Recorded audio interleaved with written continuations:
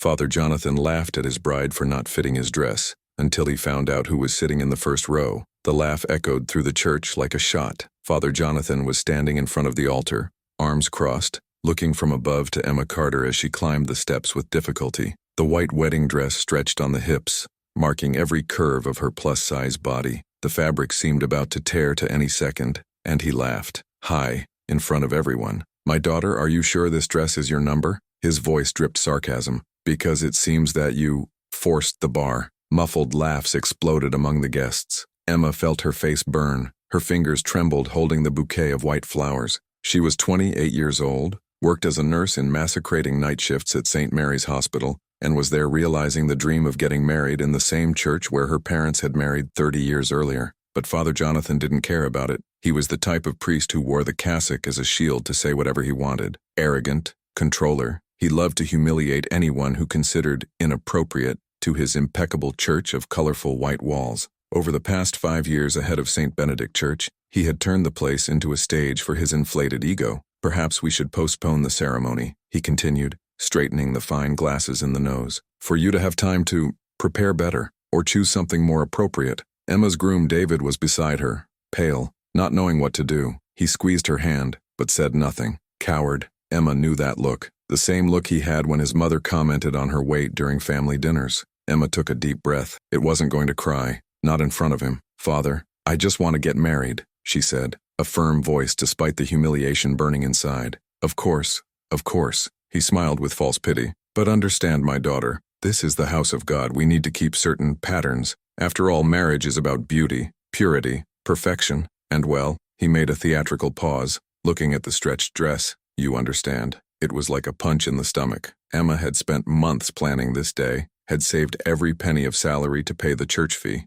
"I had chosen that dress with love, even knowing it was not perfect, but it was hers, and it should be enough." Now there, in front of 50 people, Father Jonathan was turning the most important day of her life into a spectacle of humiliation. That's when she saw it. A man sitting alone in the first row, right side, impeccable gray suit, hair gray hair back, hands crossed over a dark wooden cane with silver details. He doesn't laugh, it didn't smile, just watched Father Jonathan with an expression that Emma couldn't decipher. Cold, dangerous. For a second, his eyes met hers, blue, penetrating, and he nodded, slightly, as if to say, "Continue." Emma swallowed dry and looked again at the priest. "I'm getting married today," she repeated, now more strongly, "the way I am." Father Jonathan sighed theatrically, as if dealing with a stubborn child. "Well, if you insist on turning this sacred moment into that," he made a discharge to her, the hand traveling the air as if pointing to something disgusting. "Let's just pray that God may have mercy,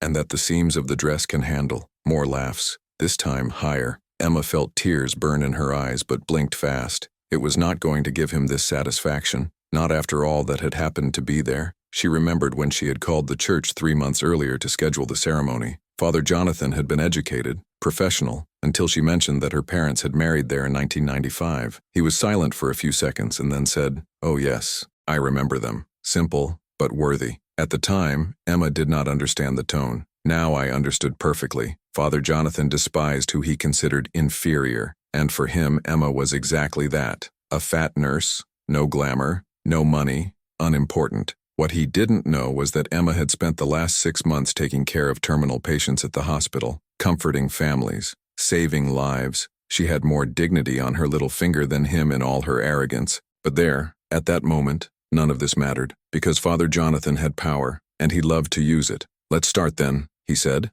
opening the Bible with an exaggerated movement. "Although I should warn that this ceremony will be peculiar." Emma climbed the last step, holding firmly in the bouquet. David was by her side looking at the floor, useless, and then she heard a low sound, almost imperceptible. The man of the first file raw had moved. The cane hit the wooden floor. Once. Strong. Father Jonathan looked in his direction, and for the first time since Emma had entered the church, the priest looked uncomfortable. The man said nothing. He just kept looking, fixed, relentless. Father Jonathan cleared his throat and turned his attention to Emma. "Well, let's move on." Emma didn't know who that man was, but something inside her said that Father Jonathan knew, and I was afraid. What the arrogant priest didn't imagine was that that man in the front row wasn't there by chance. He had a name that made bishops tremble, a position that could destroy careers with a single call. and he had heard every word of the humiliation. If you're enjoying this story, don't forget to subscribe to the channel. Emma took a deep breath and looked at the altar. Father Jonathan opened the Bible,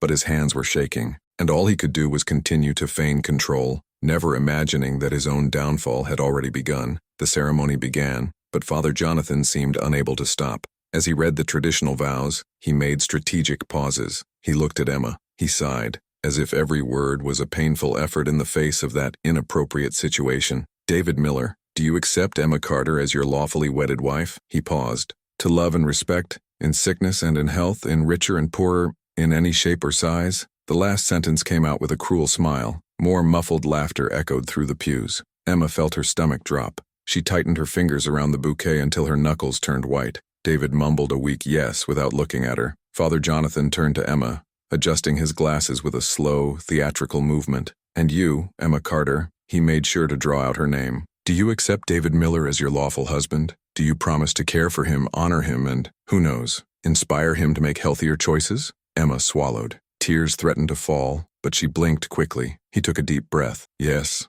I accept. His voice was firm, strong, stronger than she expected. Father Jonathan seemed slightly irritated by the lack of emotional reaction. He wanted to see her break, to cry, beg, but Emma wasn't going to give him that pleasure. The priest closed the Bible with a sharp thud. Well then, by the power granted to me, I now pronounce you man and wife. He paused and looked directly at Emma. May God have mercy. It wasn't a blessing. It was an insult. Emma turned to David, waiting for the traditional kiss, but he hesitated. He looked at the guests, to his mother in the second row, who watched everything with blatant disapproval, and then he gave her a quick kiss, cold, almost mechanical, as if he was fulfilling an obligation. Emma felt something break inside her. It wasn't just the public humiliation, it was the clear and devastating realization that the man beside her would not defend her. Never. The guests applauded, but the sound seemed distant, stuffed. Emma walked down the altar steps slowly, holding the hem of her dress. Every step was a fight against the shame that burned inside her like fire. That's when she passed through the first row. The man in the gray suit was still sitting. Property.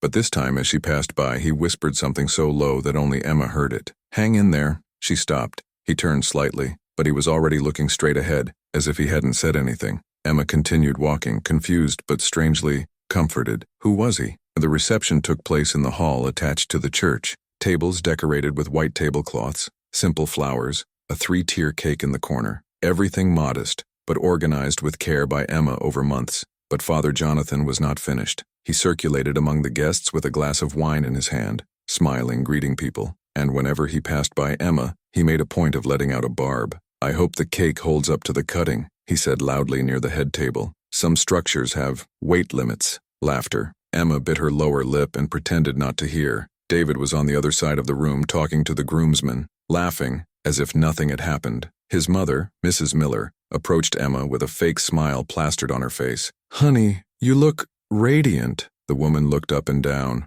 clearly not believing her own words. Although I must confess that I was surprised by the choice of dress. Wasn't there something more strategic? Emma forced a smile. I liked that one. Of course, of course. Mrs. Miller took a sip of champagne. But you know how it is, Emma. Marriage is about impressions. And well, you certainly made one. It was the last straw. Emma got up from her chair, mumbled some excuse, and went out into the church's side garden. I needed air. I needed silence. She leaned on the pair-eed of bricks, breathing deeply, trying to hold back the tears that finally threatened to fall. Why had she accepted that? Why didn't I ran out of that church the moment Father Jonathan laughed at her? Because she had spent a lifetime being conditioned to accept, to swallow, smiling and moving on. But there, at that moment, Emma noticed something. She was tired. Tired of being treated as less. Tired of being invisible. Tired of people like Father Jonathan use God as an excuse to be cruel. You shouldn't be here alone. Emma turned quickly. It was the man with a gray suit. He was standing a few meters away, supported by the cane, watching her with those penetrating blue eyes. Sorry, I needed a moment, Emma said, wiping her eyes quickly. He took a few steps toward her. I know who you are. Emma frowned. Like this? Your name is Emma Carter, nurse at St. Mary's Hospital, night shift. You have taken care of my sister in the last days of her life 6 months ago. Emma's heart shot. She remembered many patients, but there was a woman, Margaret, an elderly lady with terminal cancer. Emma had spent hours beside her, holding her hand, talking, keeping company when the family could not be present. Margaret, Emma whispered. The man nodded. She spoke of you. He said you were the only person in the hospital that treated you as a human being, not as a number, not as a dead weight. He paused. My sister died in peace for you. Emma felt a knot in her throat. I just did my job. No. His voice was firm. You did a lot more than that. He got closer, the cane hitting the stone floor. My name is Richard Calloway, and I came here today because I received an anonymous call from someone who works in this church. Someone who was concerned about Father Jonathan's behavior. Emma widened her eyes. I am Archbishop of the Regional Archdiocese, Richard continued calmly, and I came to investigate allegations of abuse of authority, discrimination, and inadequate conduct. Emma's world stopped. Archbishop. The man in the first row was not any guest. He was Father Jonathan's direct superior, and he had seen everything. Richard gave a little smile. That man inside, he doesn't know who I am. Still, he straightened the jacket. But soon, he'll find out. Emma could barely breathe. Why are you telling me that? Because you deserve to know. Richard put his hand on her shoulder. Kind. And because I want you to see what happens when men like him forget that they serve God, not to the ego himself. He turned to return to the hall. Enjoy your party, Emma. Leave the rest with me. And then he disappeared through the side door. Emma stopped there, shaking, not from fear, not of shame, of hope. For the first time that horrible day, she felt that maybe, just maybe, justice still existed. What Father Jonathan didn't know was that his career was about to crumble, and the man he had ignored in the first row would be responsible for that. Emma returned to the hall with something different in her eyes. It was not anger. It was not revenge. It was clarity. She now knew that Father Jonathan was not untouchable, that men like him could fall, and that someone with real power was watching every movement of it. The party continued. David laughed with friends near the makeshift bar. Mrs. Miller circulated between the tables, gossiping. Father Jonathan drank wine and accepted praise as if he were the protagonist of the celebration. But Emma didn't care anymore. She sat at the main table and ate a piece of cake, slowly, savoring, ignoring the surrounding judgment. Richard Calloway was sitting alone near the window, watching everything with the same impassive expression. He took a small notebook from his jacket inner pocket and started noting. Emma saw Father Jonathan look toward him a few times. Suspicious, but the priest did not approach. Maybe he felt that there was something wrong, or maybe it was too arrogant to care. 2 hours later, the reception began to empty. Emma was exhausted, not physically, emotionally. Every forced smile,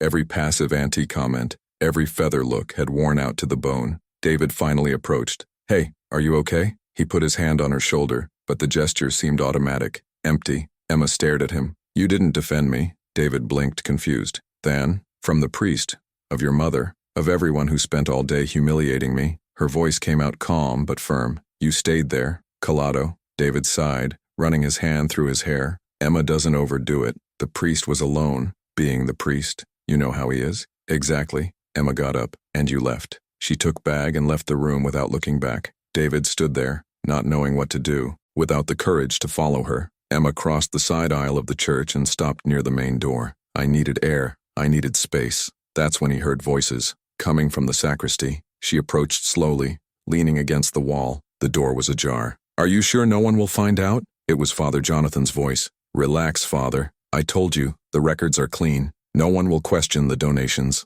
The second voice was that of a man Emma didn't recognize. As long as you keep diverting the values right, everyone's happy. Emma's eyes widened. Diversion of donations. Father Jonathan was stealing from the church. What about that man who was in the front row? Jonathan asked nervously. He was looking at me the whole time. He seemed important. Probably just some distant relative of the bride. Forget it. No one here has the power to touch you. Laughter. Emma felt her heart speed up. She knew she should get out of there. That I shouldn't be listening to that. But she stayed. I just want to make sure that when I leave this miserable church, I have enough money to live well. Jonathan continued. I'm tired of pretending I care about these people. Gentalha. He was talking about the people who trusted him, who donated money thinking it was helping the community. Emma clenched her fists, and then she heard footsteps. Quick, firm. She turned away from the door and pretended she was just passing through the hallway. Richard Calloway appeared on the other side, coming from the opposite direction. He stopped next to her and looked at the half-open door. Did you hear? He asked in a low voice. Emma hesitated. Then he nodded. Richard gave a small smile. Good, because me too. He took a small digital recorder out of his pocket and pressed the stop button. The red light blinked and went out. Emma's eyes widened. Did you record everything? Every word. Richard put the device back in his pocket. I came here to investigate abuse of authority, but it seems I found something much bigger. He straightened his jacket and looked at Emma. corruption, embezzlement of funds, misuse of church resources. This is not just loss of office. It is a criminal case. Emma could hardly believe it. What are you going to do? Richard shrugged. My job. He paused. But I will wait for the right moment. Men like him need to fall publicly, in front of the same people they humiliated. He started walking towards the exit. Go back to the party, Emma. Enjoy the rest of the night. Tomorrow everything will change. And then he walked out the front door, disappearing into the night. Emma stood there shaking, not out of fear, of expectation. On the next day, Emma woke up early. David still slept next to her in the small apartment they shared. He had drunk too much at the reception and fell asleep as soon as they got home. Emma picked up her cell phone and saw 3 unread messages, all from unknown numbers. The first said, "Extraordinary meeting called at St. Benedict Church. Sunday 10 a.m. Mandatory attendance of all members of the parish council." The second, "Archbishop Richard Calloway will personally preside over the meeting. Subject, administrative irregularities." The third was different. "Guys, Emma, show up if you want to see justice done. R.C." She felt a shiver run up her spine. It was happening. Father Jonathan was going to fall, and she was going to be there to see it. Sunday morning, Emma walked into church alone. David had made up some excuse not to go. He said he was tired, that it didn't make sense for her to go back there so soon. But Emma knew the truth. He was ashamed of her, and she was beginning to accept that perhaps she had married the wrong man. The church was full. Parish council members, volunteers, frequent donors. Everyone sat on the benches, confused, not knowing the reason for the urgent call. Father Jonathan was at the front, near the altar, smiling confidently. He thought he was in control, until Richard Calloway walked through the front door. The Archbishop walked down the central aisle with steady steps, tapping his cane on the floor with each movement. 2 people accompanied him, a man in a dark suit carrying a folder of documents, and a woman with a tablet in her hand. Father Jonathan turned pale. "Archbishop Calloway," he stammered. I didn't know you would be here in person." Richard didn't respond. He walked up the altar steps, turned to the congregation, and spoke in a clear, firm voice. "Good morning, everyone. My name is Richard Calloway, Archbishop of the Regional Archdiocese. I am here today because I have received serious complaints about the conduct of Father Jonathan Harris. The silence that fell over the church was deafening. Jonathan tried to smile. "Archbishop, I am sure that it's a misunderstanding." Silence. The word cut the air like a blade. Richard opened the folder that the man beside him held. In the last 6 months, more than $60,000 in donations intended for community reforms and programs have disappeared from the official records of this parish. Murmurs exploded among the gifts. Jonathan shook his head. "This is absurd. I administered this church with total transparency." Richard lifted his hand, and then pressed play on the digital recorder. Father Jonathan's voice echoed through the church. "I just want to make sure that when I get out of this miserable church, I'll have enough money to live well."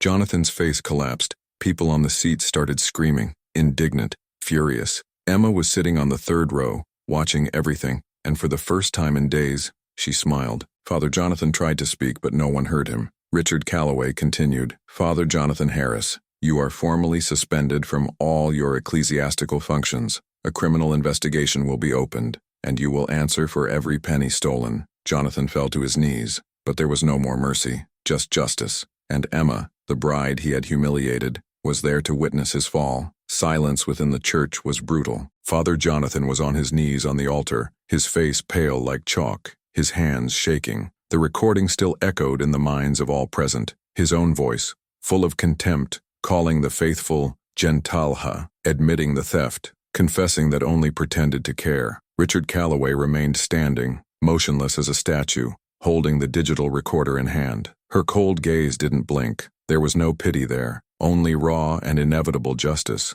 "Archbishop, please." Jonathan lifted his trembling hands, begging. "I can explain. It was a moment of weakness. I never meant that." "Never meant?" Richard tilted his head slightly, but he said, and he did, repeatedly. He waved to his wife next to him, who held the tablet. She slid her fingers down the screen and turned the device to the congregation. "Bank statements," Richard announced aloud. 3 different accounts on behalf of Father Jonathan Harris. Monthly deposits that do not correspond to his salary as a parish priest. The screen showed numbers. Large, consistent, $63,000 in 6 months. People on the seats started screaming. "My money! I donated to the roof renovation. Burglar!" Jonathan covered his face with his hands, but there was nowhere to hide. Richard continued, relentless. "In addition, we have testimonials from 14 different people reporting verbal abuse, discrimination and public humiliation, promoted by Father Jonathan during religious ceremonies. He paused, including yesterday's wedding. All eyes turned to Emma. She was sitting on the third row, her hands crossed over her lap, the serene face. There was no anger, there was no triumph, just an unshakable calm. Jonathan looked at her, desperate. Emma, please. You know I didn't mean any of that. I was just nervous when the wedding was late and you laughed at me. Emma's voice cut the air like glass. Jonathan stopped talking. Emma got up slowly. You laughed at me in front of 50 people. He said I didn't fit the dress. He implied that I was inadequate to God's house. She stepped toward the hall. And when I tried to move on, you continued. During the entire ceremony, during the party, you made a point of humiliating me with every opportunity. The tears that Emma had held the day before finally appeared, but this time, they were not of shame, they were of release. I spent my whole life being judged by my body, by people who think they have the right to tell me how I should be, how I should seem, how I should exist. She wiped her eyes. But you used God as an excuse, as a weapon, and that's unforgivable. Jonathan tried to get up, but Richard held out his cane, blocking his way. Stay where you are. The voice of the Archbishop was pure ice.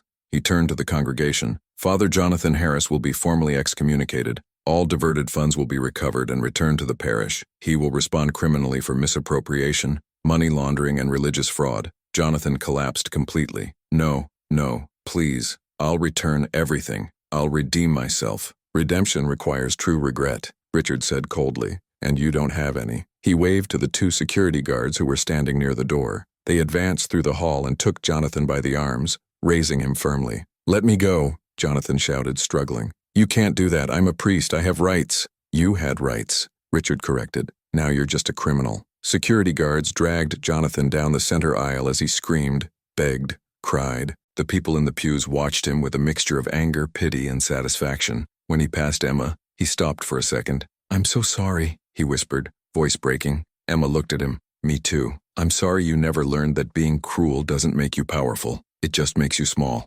Jonathan was dragged out of the church, and the door closed behind him with a final, irreversible sound. Richard Calloway came down from the altar and walked over to Emma. You were very brave, he said gently. Emma shook her head. I only told the truth. Truth is the most powerful form of courage. Richard gave a small smile. My sister Margaret was right about you. You are special. Emma felt a lump in her throat. Thank you for everything. Richard nodded. The church will undergo a complete renovation, administrative and spiritual, and I personally guarantee that no priest like Jonathan will ever set foot here again. He paused. If you'd like, I'd like to invite you to join the new parish council. We need people with real compassion, people like you. Emma blinked in surprise. I don't know if I'm the right person. You're exactly the right person. Richard placed his hand on her shoulder. Think fondly, and then he turned to the congregation, raised his hands, and spoke in a firm voice. This church has been tarnished, but it is not lost. Let's rebuild it together with honesty, with respect, with true love. Applause echoed through the pews.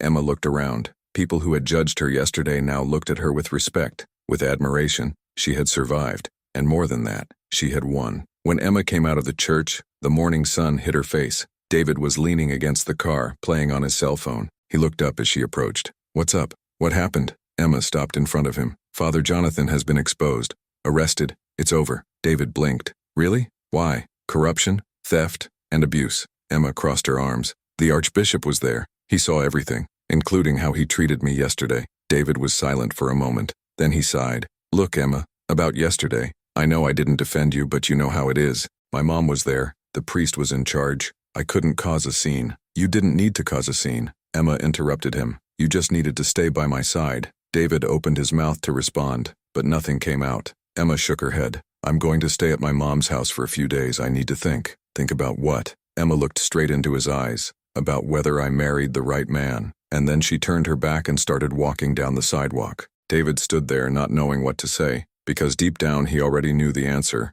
Emma didn't look back. She had spent too much time looking back. Now, she just looked ahead, and what she saw was a future where no one, not arrogant priests, not cowardly husbands, not cruel mothers-in-law, would have power over her, because Emma Carter had discovered something powerful. She didn't need anyone's approval, just her own, and that was more than enough. 3 months later, Emma was sitting in an overstuffed chair in the meeting room at St. Benedict Church, leafing through the last quarter's financial reports. The afternoon sun came through the high windows, illuminating the pages full of organized, transparent, honest numbers. Everything Father Jonathan had never been. The door opened and Richard Calloway entered, leaning on his cane, followed by 4 other members of the new parish council. He smiled when he saw Emma. "Good afternoon, Counselor Carter." Emma still felt strange about the title, but he had accepted Richard's invitation, not for revenge, not by status, but because she wanted to make sure no one else went through what she had gone through. "Good afternoon, Archbishop."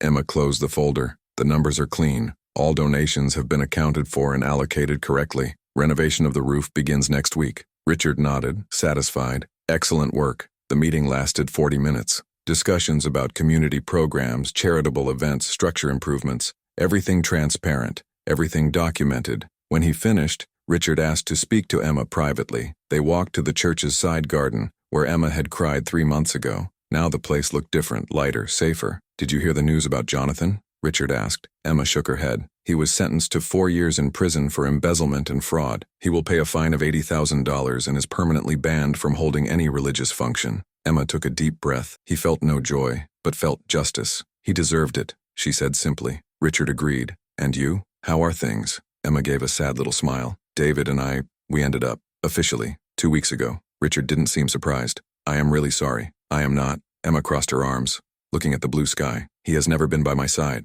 not even that day. Not after. I deserve someone who defends me, who sees me, that you value me. Yes, you deserve it." Richard paused. "And you'll find it, when you're ready." Emma nodded. She had spent the last 3 months rebuilding her own life. It had moved to a small but comfortable apartment. He had returned to work at the hospital where he was respected and admired. I had started to go to therapy, and for the first time in years, Emma was learning to love himself, not despite the body I had, but with him. That night, Emma spent at the supermarket before returning home. She was choosing fruits when she heard a known voice behind her. "Emma?" She turned. It was Mrs. Miller, the former maid. The woman looked smaller than Emma remembered, older, more tired. "Mrs. Miller," Emma greeted politely. There was an uncomfortable silence. Mrs. Miller cleaned his throat. I heard about you and David." "Yes." Another silence. "I also heard about what you did in the church, about the priest." Mrs. Miller looked at the floor. "About the parish council." Emma said nothing. Mrs. Miller finally raised his eyes.